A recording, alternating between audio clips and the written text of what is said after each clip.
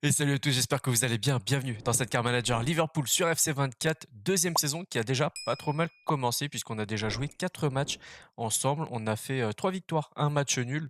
Pour l'instant, 3 buts encaissés et 10 buts marqués. Donc pour l'instant, ça va, ça se passe pas trop mal pour nous.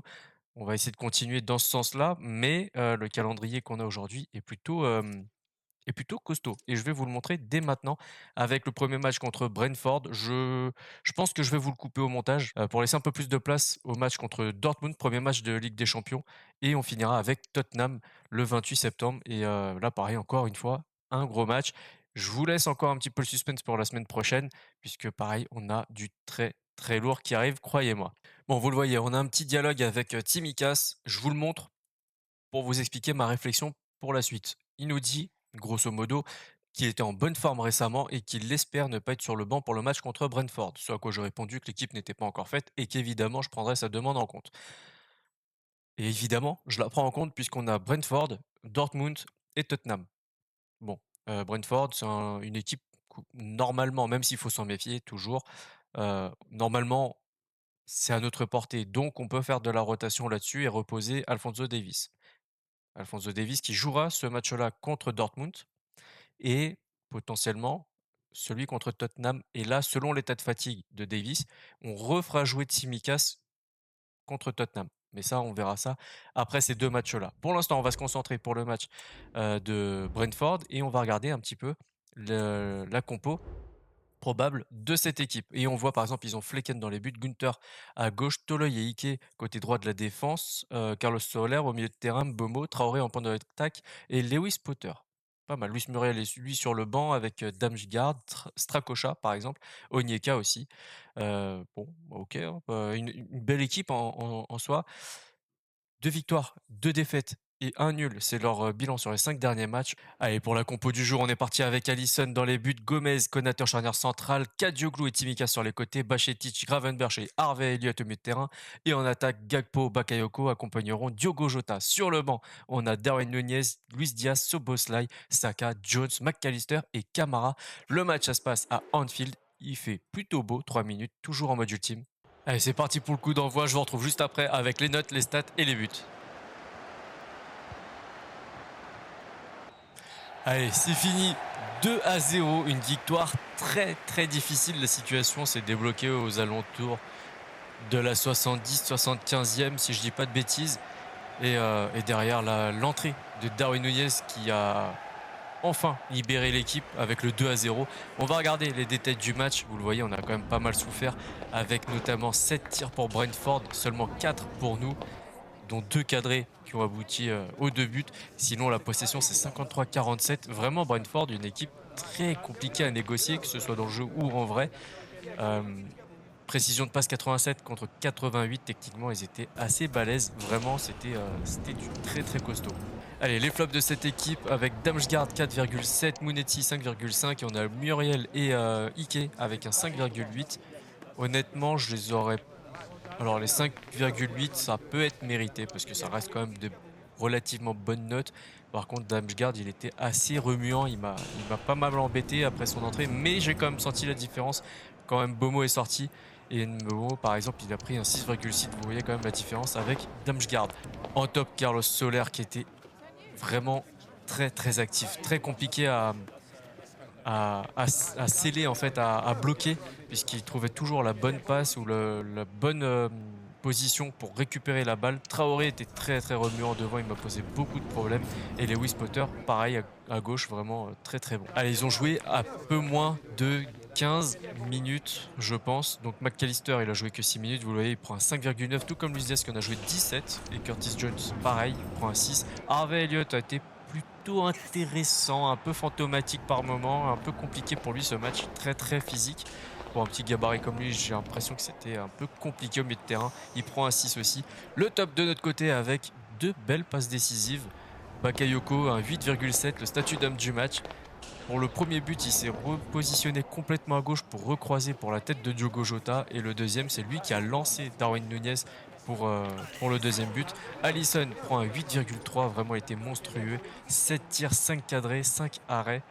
Heureusement qu'il était là parce qu'à mon avis, le score et le résultat du match aurait pu être bien différent. Darwin Nunez avec une entrée fracassante. Il a joué 17 minutes, un but, 8,2. Gomez et Jota prennent un 8 avec le petit but de Diogo Jota qui fait plaisir. Bon, après ce match difficile contre Brentford, là on va rester un petit peu plus longtemps ensemble. On va faire ce match contre Dortmund, le premier de la saison. Pour rappel, notre groupe c'est Dortmund, Fenerbahçe et le Dynamo Zagreb. Honnêtement, il faut faire attention quand même à se montrer trop supérieur et trop sûr de soi. Pour moi, on devrait faire 6 points contre Zagreb, même si c'est un match assez piège, il faut faire attention. Fenerbahçe, pareil, je les mets un petit peu au même niveau. À mon avis, on devrait réussir au moins 4 points face à eux. Et Dortmund, j'espère réussir au moins une victoire, donc 3 points. Après, à voir, hein, parce que ça reste quand même des matchs assez intenses, assez compliqués à négocier. Surtout qu'après, on a le match contre Tottenham, donc il y a peu d'espace pour la gestion physique des joueurs. Et on commence avec la première conférence de presse d'avant-match pour la Ligue des Champions. Et la première question, ce sera dur, il y a beaucoup de bonnes équipes, mais vous pouvez avoir confiance. Votre équipe a-t-elle les qualités nécessaires pour gagner le titre cette saison? Comme toujours, le grand favori, le Real, le Bayern, il y a City aussi. Quoique, est-ce qu'ils se sont qualifiés la saison dernière dans notre carrière? J'ai un doute, mais je crois que oui. Donc voilà, ces trois-là. Après, allez, on va dire le Barça, le PSG, peut-être un Inter Milan. Maintenant, est-ce que je me mets devant ces équipes-là? Je suis pas sûr, mais on doit croire en nous et avoir confiance en nos capacités pour atteindre le plus haut niveau et espérer la victoire dans cette compétition. Vous débutez cette compétition, votre équipe peut-elle démarrer par une victoire? Ouais, c'est un match ouvert parce que Dortmund, ça peut être très compliqué, surtout si on joue chez eux. Et non, c'est une équipe très très compliquée à négocier aussi, hein. Vous restez sur une belle victoire. Pensez-vous que cela affectera le moral de... Non. Dans le Dortmund qui s'en fout complètement. Surtout qu'on a galéré contre Brentford. Peut-être que ça leur donne davantage confiance. Donc, allez. Là, on commence une nouvelle compétition. On va oublier ce qui s'est passé avec Brentford. On repart à 0 pour la Ligue des Champions et il faut vraiment réussir à débloquer ce truc-là. À pas se mettre une pression plus que nécessaire. Allez, on regarde ensemble cette équipe de Dortmund qui est vraiment très intéressante, j'insiste, avec par exemple Kobel dans les buts, Soulé et Stones en charnière centrale, Zinchenko à gauche, Lucas Vazquez à droite, c'est juste incroyable, Emre Can, Mecha et Sabitzer milieu de terrain, Melen à droite, Adeyemi à gauche et Gonzalo Ramos en numéro 9 sur le banc, il est tout aussi incroyable. Brent, Haller, Müller, Walker, Bensebaini, Reina et Füllkrug. Bon, le moins ouf, c'est Füllkrug peut-être et Müller, puisque ça a l'air d'être un joueur un peu random. Mais waouh, quelle équipe! De notre côté, on retrouve un 4-3-3 assez traditionnel. Alisson dans les buts, Inacio, Van Dijk en charnière centrale. Sur les côtés, Alexander-Arnold et Alphonso Davies. Au milieu de terrain, Kamara, McAllister et Szoboszlai. Et le trio d'attaquants, c'est Luis Diaz, Darwin Nunez et Bukayo Saka. Sur le banc, on retrouve Jota, Gakpo, Elliot Bakayoko, Jones, Gravenberch et Konaté. Nous sommes en on-field pour ce match en mode ultime, 3 minutes. Le temps est couvert et cette ambiance va être incroyable aujourd'hui parce que les deux équipes chantent le You'll Never Walk Alone. Ça va être fou furieux. On va suivre l'avant-match ensemble parce que j'espère en tout cas qu'il y aura des petites choses un petit peu hors du commun. Et non, toujours très très belle ambiance quand ces deux équipes jouent, surtout l'une contre l'autre. Et là pour l'instant, c'est le calme avant la tempête et pas d'avant-match plus que ça. Ok, je suis très déçu. Bon bah c'est comme ça, allez c'est parti.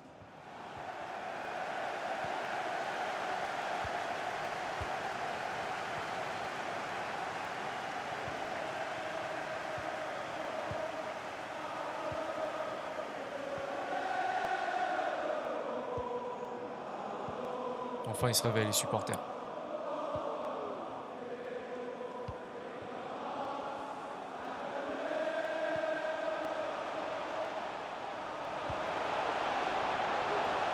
McAllister, première frappe. Ouverture du score, Darwin Nunez, dès la 8e minute de jeu, devant les supporters de Dortmund, qui plus est, quoique, ils ont seulement une petite partie. de ce marquage-là. Mais bon, c'est toujours en phase 2 et très bien joué de la part de McAllister qui, au lieu de retenter sa chance, a préféré donner le ballon à Darwin Núñez qui marque à la 9e minute.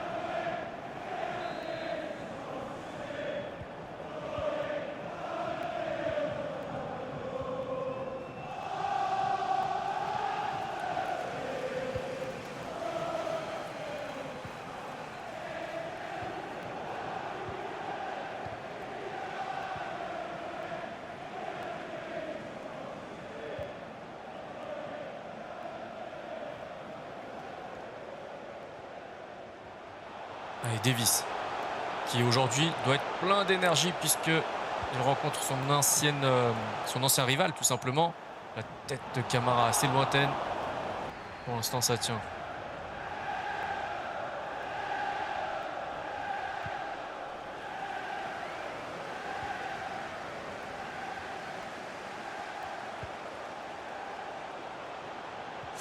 Dommage.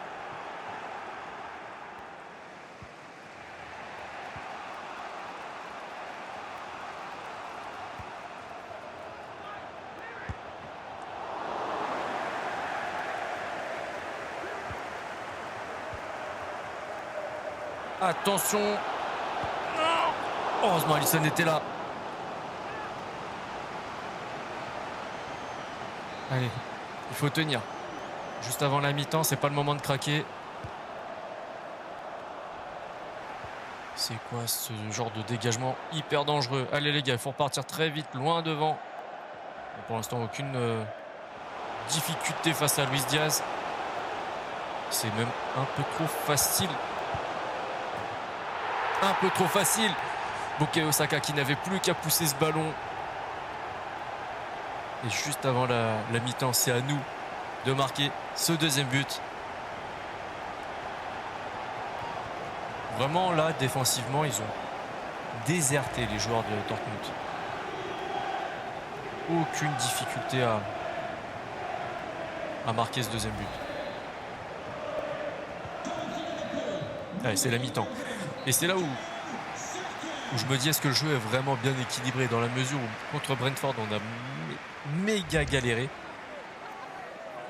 et contre Dortmund pour l'instant ça passe.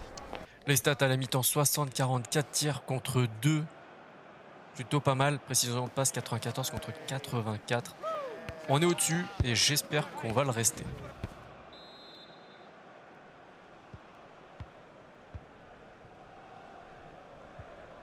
Et belle récupération de balle, rapide et assez haute. Maintenant, il faut savoir en faire quelque chose d'intéressant. Mauvaise passe.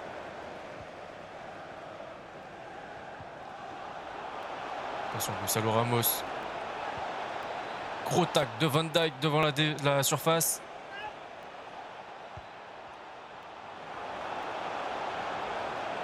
Et encore une fois, le capitaine qui est bien présent. Il montre que c'est lui le patron de la défense. Et c'est Julen Brandt qui prend la place d'Enmecha.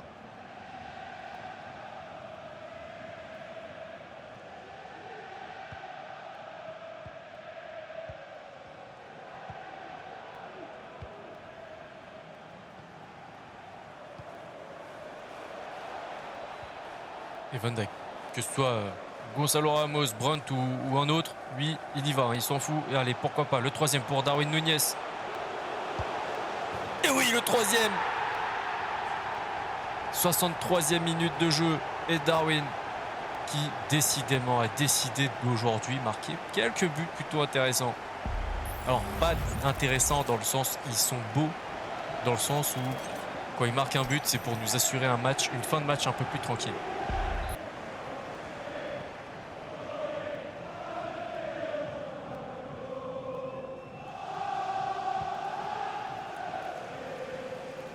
Ouais, bien joué ça. Par contre, il faut récupérer la balle derrière, les gars.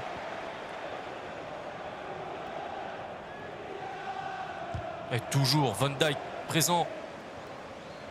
C'est vraiment notre rock défensif, hein. C'est notre pilier.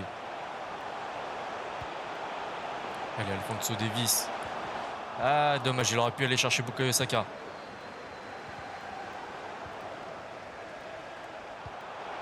Oula, ça c'est compliqué à négocier, mais Luis Diaz est présent. Ah non, centre dans le vide.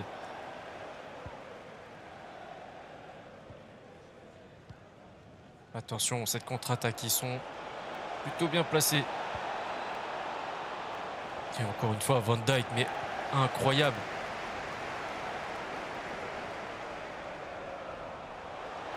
Ah, ils ont complètement lâché les défenseurs de Dortmund. On va chercher Luis Diaz et ça passe. Je m'y attendais pas. Vraiment, là, ils ont laissé tomber les joueurs de Dortmund. Et on est déjà à la 84e. On va faire des changements. Alors, on va juste regarder ensemble là cet angle. Voilà. Le gardien de Dortmund, il est complètement fautif. Il aurait dû mettre la jambe et pas se coucher dans ce sens-là. Allez, les changements. On fait les 5 d'un coup. De toute façon, on est en toute fin de match. Avec 4 buts d'avance. Normalement,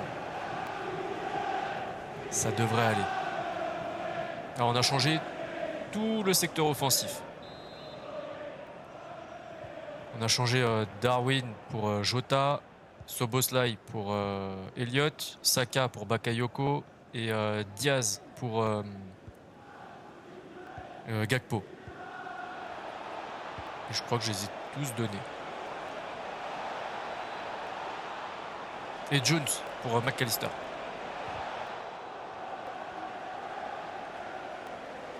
Oh mais tiens sur tes jambes Alexander-Arnold, sérieux. Allez, le clean sheet, c'est le vrai objectif maintenant. Ah, c'est bien Alisson qui capte ce ballon. Et on va pouvoir gérer tranquillement les quelques secondes qu'il nous reste. Et ben voilà, c'est fini. Belle victoire, très très belle performance de nos joueurs. 4-0 face à nos supporters contre le Borussia Dortmund, qui, malgré une très très belle équipe, a été méconnaissable. Tout début du match, ils ont plutôt bien défendu. Ça se tenait vraiment bien au milieu de terrain. À partir du moment où on a commencé à... où on a marqué le premier but, ils ont coulé, tout simplement. Allez, pour les stats, 53-47 pour la possession, 6 tirs contre 3. 100% de nos tirs ont été cadrés. C'est assez rare pour le souligner. 67% des tirs de Dortmund ont été cadrés. 90 contre 89 pour la précision de passe. Ça, c'est assez intéressant. 17 tacles pour notre équipe, c'est waouh, c'est très très fort. Bon, les flops du côté de Dortmund, on commence avec Lucas Vazquez avec un 5,5, Adeyemi 5,6 et Malen avec un 5,7. De toute façon, vous le voyez, hein, c'est vraiment très compliqué. Chan, qui est censé être le pilote de cette équipe au milieu de terrain, il prend seulement 5,8, Ramos seulement un 5,9. C'est très très compliqué. En top, Sabitzer avec un 6,6, tout comme John Stones et Brandt. On a Soule qui prend un 6,2 et Zinchenko 6,1. Enfin, finalement, on a parlé de tout le monde. De notre côté, les flops, on en a pas mal avec la même note, mais ils ont joué seulement 10 minutes. Donc on ne va pas les compter, hein, vous le voyez. Et puis le temps de jeu, il est dans cette colonne tout en bas. Donc vous pouvez le constater. 5,8 pour Jones, Elliott, Bakayoko, Gakpo et Jota. Ils ont tous seulement 10 minutes, donc on ne va pas les compter. On commence avec Alexander-Arnold qui prend un 6,5. C'est déjà une note au-dessus de la moyenne. Pour le plus faible de nos joueurs, c'est vraiment pas mal. Davis avec un 7 et McAllister une passe D prend un 7,1. En top et statut d'homme du match, évidemment, Luis Diaz avec un but et une passe D prend la note maximale de 10 sur 10. Bukayo Saka, passeur D et buteur également, prend un 9,7. Darwin Nunez, double buteur, prend un 9. Van Dijk, je vous l'ai dit, c'était un match incroyable de sa part, il prend un 8,9. Et Camara, 8,5. Vraiment très très belle équipe. Allez, on le voit, on a le Bayern Munich qui a battu Chelsea 2-1. De très très belles affiches déjà pour commencer dans cette première journée de Ligue des Champions. Avec 2 buts et une victoire, Nunez a été le héros du match. Quel est votre sentiment? C'est marrant. Luis Diaz prend un 10 sur 10, mais on parle de Nunez parce qu'il a marqué 2 buts. Une bonne performance globale. Et c'est vrai, quand on voit que notre pire joueur prend un 6,5, déjà c'est très très belle performance. On s'attendait à un match plus serré. Vous aussi? Oui, complètement. Je m'attendais vraiment à galérer. Donc le mérite revient aux joueurs. Ils ont tout donné, ils ont réussi à débloquer cette situation et de la plus belle des manières avec un 4-0 à la clé. Thank you for your time. On reprend les choses sérieuses en première ligue avec Tottenham qui est cinquième de classement de première ligue, 4 victoires et une défaite, un petit point de retard par rapport à nous et nous on en a 2 de retard par rapport à Arsenal. Donc si on ne veut pas voir Arsenal partir, il faut absolument qu'on batte Tottenham et en même temps du coup on les éloignera de nous. À noter qu'on est quand même à égalité avec City et Newcastle. On va regarder ensemble la compo de Tottenham qui peut être très intéressante. Et oui, elle l'est avec un 4-3-3 resserré. Vicario dans les buts. Scalvini, notre ancien joueur de la Roma la saison dernière avec FC 23. Rondon à côté de lui. Pedro Porro à droite. Reguilon à gauche. À milieu de terrain, Bissouma, Kroos, Sarr. Kroos, c'est une très très belle signature. Kulusevski à droite, Son à gauche et En-Nesyri en pointe de l'attaque. Sur le banc, Madison, Romero, Lloris, Richarlison, Veliz, Johnson et Davis. Une très très belle équipe, vous le voyez. Tout en bas, 5 victoires en 5 matchs. Allez, on est parti avec un 4-3-3, c'est traditionnel de notre côté avec Alisson dans les buts. Van Dijk un petit peu fatigué, mais il a tellement été précieux contre Dortmund que je me voyais pas le laisser hors du terrain aujourd'hui. Konaté à ses côtés. À droite, on retrouve Alexander-Arnold et à gauche, Davis. Au milieu de terrain, Kamara, Soboslai et Gravenberch qui va faire un petit match pour se remettre un peu en jambes. Gakpo, Jota et Saka en attaque. Et sur le banc, on retrouve Nunez, Diaz, Elliott, Bakayoko, Jones, McAllister et Inacio. Allez, c'est parti au Tottenham Hotspur Stadium. Très très beau stade de Londres. Et je suis curieux de voir comment va tourner cette équipe de Tottenham face à nous. À mon avis, ils vont essayer d'entreprendre le match et de marquer le plus rapidement possible à l'image de l'offensive de Son. Maintenant, à nous de faire le boulot. Et le retour de Saka à Londres. Mine de rien. Oui, attention.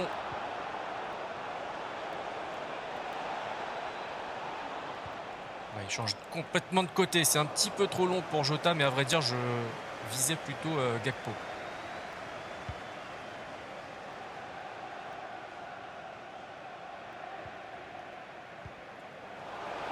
Attention.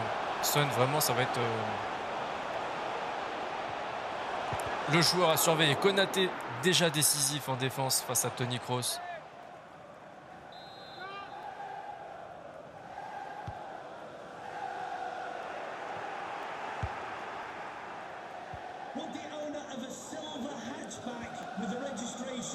Allez, on va lancer Szoboszlai qui va chercher Saka. C'est pas mal. Allez, pourquoi pas. Dommage. On sait l'importance qu'a ce match pour lui, l'ancien d'Arsenal.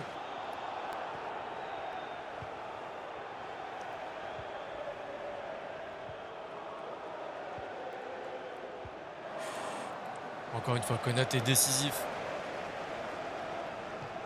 Peut-être qu'il sent la fatigue de Van Dijk et qu'il se dit aujourd'hui, t'inquiète, tu peux compter sur moi pour t'épauler. Ce qui devrait être le cas à chaque match, en vrai. Allez, la frappe de Diogo Jota, c'est contré. Il a peut-être pris un peu trop de temps, il aurait peut-être pas dû la contrôler et essayer de tirer directement du gauche. Ah oui, modèle Diogo Jota carrément. Attention. Il n'y a personne pour aller gêner Toni Kroos. Et il faut que ce soit Saka qui vienne.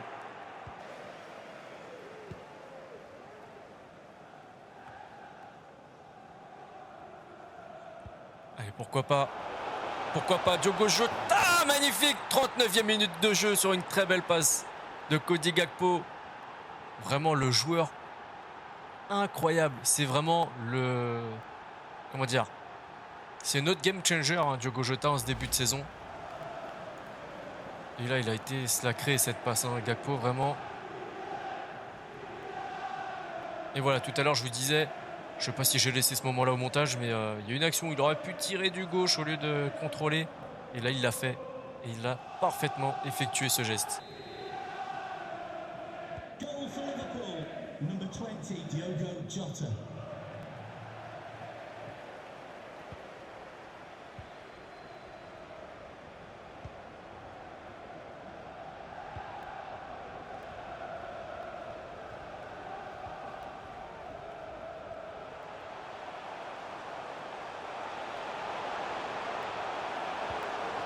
Encore une fois, Konaté qui empêche Son de se créer une occasion dangereuse.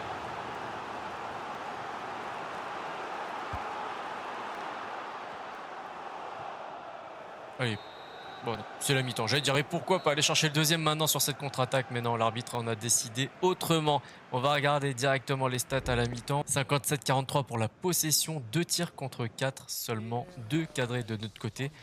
On retombe un peu dans nos travers dans ce match-là, mais ce qui compte, c'est le résultat, et j'espère qu'on arrivera à en marquer au moins un deuxième sans encaisser de but face à Tottenham. Alors, on est reparti pour la deuxième mi-temps. Et honnêtement, je compte de plus en plus sur Diogo Jota dans cette saison. Au poste de numéro 9, Darwin Núñez a du souci à se faire par rapport à son temps de jeu, même s'il a été décisif contre Brentford et contre Dortmund. Mais compliqué là. Kulusevski qui met dans le vent Davis et le retour de notre défenseur. Et déjà un premier changement pour Tottenham.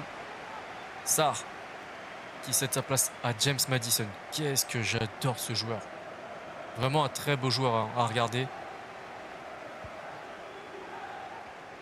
À regarder jouer. On est bien d'accord.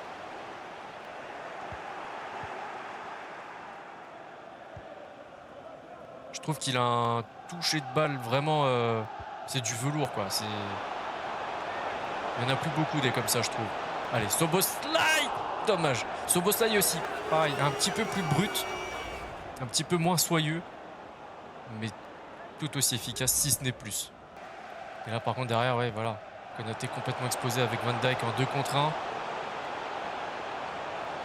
Oui, il sait très bien gérer ça Van Dijk. Aucun problème pour lui. La preuve.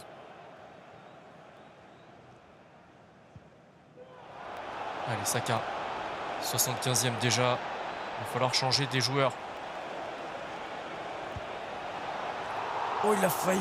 Il a failli, c'est dommage. Vicario qui sort ce ballon.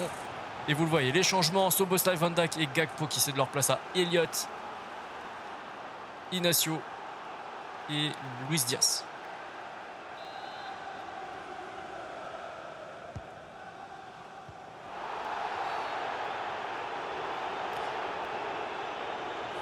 Ouais, penalty, mais là, à voir.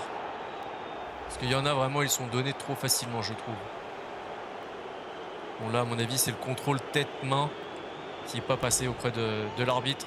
Et Saka, pourquoi pas, contre l'ancien rival. Contre-pied parfait. Et il ouvre son compteur de but. Non, c'est pas son premier. Je crois pas que ce soit son premier en première ligue. Mais en tout cas, contre Tottenham, et là, ça lui fait toujours plaisir. En plus, d'aller le célébrer face aux supporters des Spurs.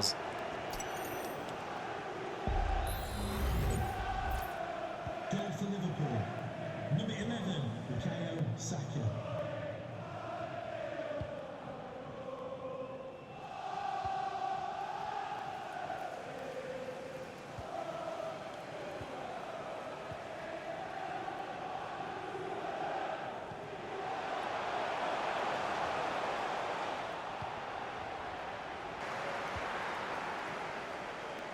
Ouais, c'est pas mal ça.